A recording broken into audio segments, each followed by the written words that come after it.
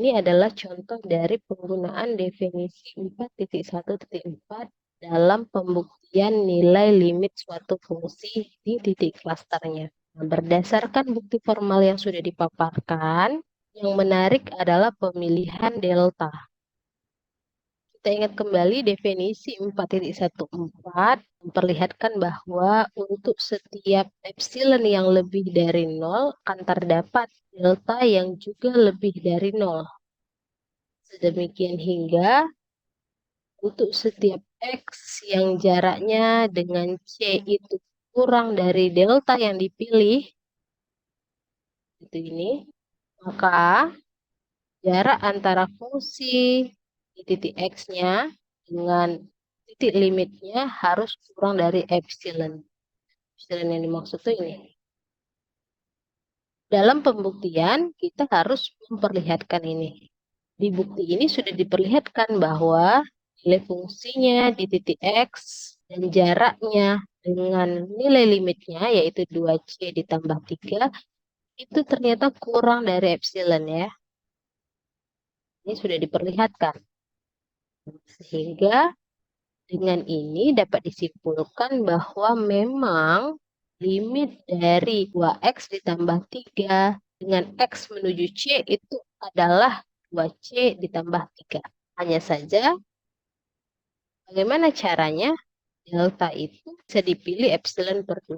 Nah, pemilihan ini sebenarnya dapat dipertimbangkan dengan sebuah bukti informal. Bukti informal ini adalah coretan sebelum bukti formal ditulis. Kalau kita tidak dapat menentukan berapa nilai deltanya, kita belum dapat menuliskan bukti formalnya.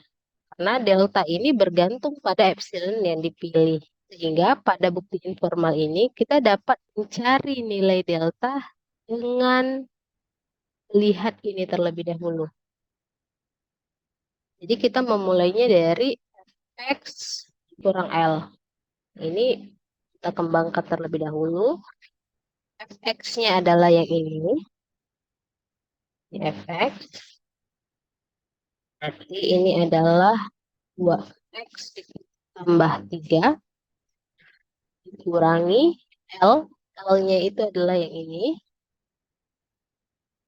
Jadi dikurangi 2C ditambah 3. Ini boleh kita operasikan terlebih dahulu menjadi 2X tambah 3 dikurangi 2C dikurangi 3. Ini kita operasikan menjadi 2X dikurangi 2C. Ini sama-sama ada 2, maka dan 2 itu positif, maka 2 itu boleh kita keluarkan dari mutlak. Tinggal X kurang C. Nah, perhatikan di sini bahwa si Fx dikurangi dengan L itu harus kurang dari epsilon. Sehingga di sini harus jadi kurang dari epsilon. Maka inilah yang kita misalkan sebagai epsilonnya. Misal 2 mutlak X kurang C itu sama dengan epsilon. Sehingga ini akan menjadi mutlak X kurang C itu sama dengan epsilon per 2. Nah, perhatikan bahwa ini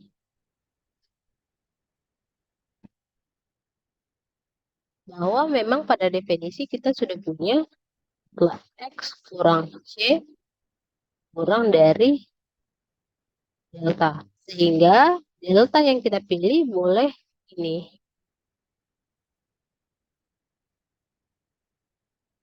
Dapat dipilih delta itu sama dengan epsilon per 2. Nah, itulah kenapa di pembuktian formal kita dapat memilih langsung deltanya adalah epsilon per 2.